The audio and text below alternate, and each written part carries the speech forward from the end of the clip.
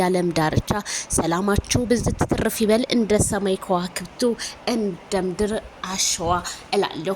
በጣም ነው የማመሰግነው። ላይክ፣ ሸር፣ ሰብስክራይብ ለምታበረታቱኝ መላ የፍቅር ጀማ ጠዋት ማታ መልካምነታችሁን ሳልገዝ አላልፍም። ኑሩልኝ፣ ሻመት ንገሱልኝ ብያለሁ። ዛሬ ከሰዓት በኋላ አዲስ ቪዲዮ የሌሊት በጣም የፍቅር ጀማ ያስደመመኝን አመጣላችኋለሁኝ ማለት ነው። ስለዚህ አዳዲስ ነገሮች እንዲደርሳችሁ ከእናንተ የሚጠበቀው ላይክ፣ ሰብስክራይብ፣ ኮሜንት ብቻ ነው እላለሁኝ። ስለዚህ ሌሊቱን ማነጋገሪያ አድርጎ ያደረው የማይክል ጃክሰን ነገር ሩታ ሰሞኑን ልጄን ጠፋኝ እያለች ወረቀት ይዛ አሁንማ ማመልከቻ አለ ከስችሃለሁ እዛው እንተያያለን ስትል የማይክል ጃክሰን ጥላቶች ልክ እንደዚህ እንደ ሽምብራ ሁሉ ቆልቸዋለሁኝ እላለሁ። ታዲያ ማይክል ጃክሰን ህፃኑ ልጅ እንዳልጠፋና በስህተት መረጃ ሩታ እነሱን ልከሳቸው እንደሆነች ከረሚላዬ በአደባባይ ተናግራለች።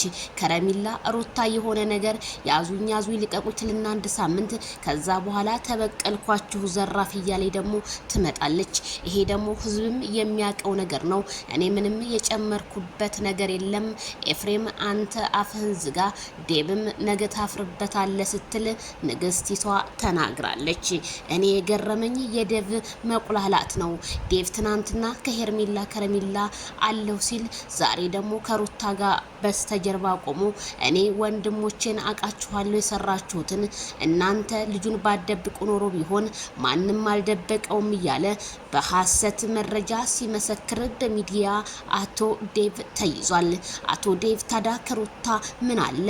ምክንያቱም እንዴት ነው አንድ ወንድ ወይ ሚስትህ አይደለች ወይ የወንድምህ ሚስት እንጂ እንዴ ከሷ ጎን ልትቆም ትሰለፋለህ? በጣም ነው የሚያሳዝረው። ለሚመጣው ትውልድ ምን አይነት ቪዲዮ ነው የምናስተላልፈው ሲሉ ኮሜንታተሮች ገልጸዋል። ታዲያ እህታችን ቲጂዬ ምን አለች? ሲጀምር ልጅ ሳይሆን የጠፋው አብርሽ ነው የጠፋባት፣ ተረጋጉ ኮሜንታተሮች ስትል እንግዲህ እስከ 500 ምናምን ኮሜንታተርና ላይክ ኮምቶላታል ማለት ነው። እውነትም እኔ የሚመስለኝ ህፃን ልጅ ጠፍቶ ሩታ በዚህ ልክ ተኳኩላ ትመጣለች ብዬ በፍጹም አልገምትም።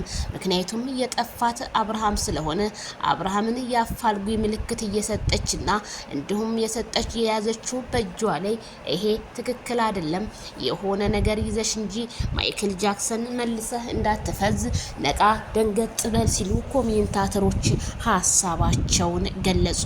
ታዲያ ማይክል ጃክሰን አሁንም ቢሆን ወደ እስር ቤት ገብቶ የሚሰጠው ምላሽና ፖሊስም የሚያመለክተው ነገር ምንድነው? በቃ አልፈልግም ካለሽ እኛ አንጡ የጋብቻ ወረቀታችሁን እዚሁ እንቀድላችኋለን በፍርድ ቤት ነው እንጂ የሚሉት ሌላ ምንም የሚያደርጉት ነገር እንደሌለ ዛሬም ነገም አስረግጬ ነግራቸዋለሁ። ማይክል ሲጀመር ጠዋት ማታ አሸናፊ እንጂ ለሰው ልጅ ተሸንፎ የማያውቅ ጀግና ነው። በዛ ላይ ሄርሜላን አፋፏን የምትሏት ሄርሜላ ከረሜላ ስለናንተ ልጅ ምንም የምታውቀው ጉዳይ የለም። ማይክል ጃክሰን ራሱ ዝም በይ አንቺን በሐሴት ይሄው እንደዚህ አይነት ነገር ብላለች ብለው ፍርድ ቤት አንቺንም ስለሚከሱሽ አንቺ ዝም በይ እኔ ያለውን ነገር ልወጣ ሲል ማይክል ጃክሰን በእጆቹ ከንፈሮቹን በመያዝ ተናገረ። እሷም ገባት። ያራዲዬ ልጅ ላሽ ብላ ሌላ ጨዋታ ማንጣት ጀምራለች ማለት ነው። ኤፍሬም ተብዬ እናሳያችኋለን፣ ምን እንደምታመጣ እናሳይሃለን በማለት ዛሬም ጉራውን በሶሻል ሚዲያ እየቸረቸረ ይገኛል። ታዲያ ኤፍሬም በቡታጅራ ከተማ ላይ የተገረዘ እንኳን አይመስለኝም።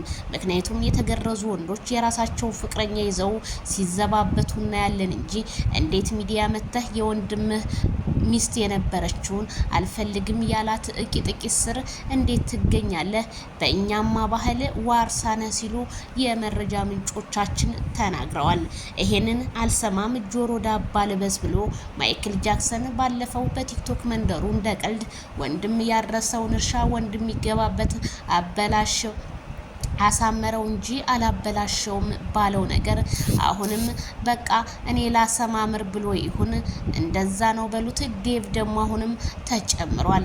እነዚህ ሰዎች ወዴት እየሄዱ ነው? እንዴት ወንድማቸውን በአደባባይ እንደዚህ ይገለማምጡታል? ምን አይነትስ ህገ ወጥ ናቸው? ወይስ ወንድሞቹ አይደሉም? ምክንያቱም ወንድም አሳልፎ አይሰጥም።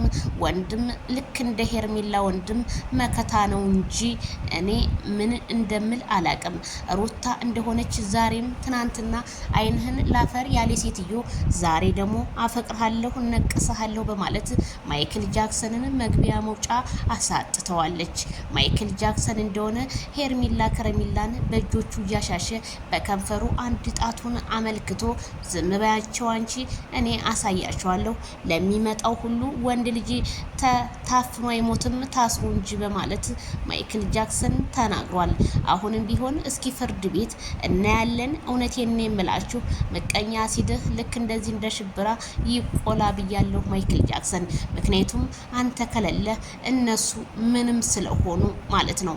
ዴቭ ቢንጨረጨር ደግሞ ዴቭ የሚባል ሰውዬ እኔ እኮ በጣም ትልቅ ሰው አስተዋይ ነበር የሚመስለኝ።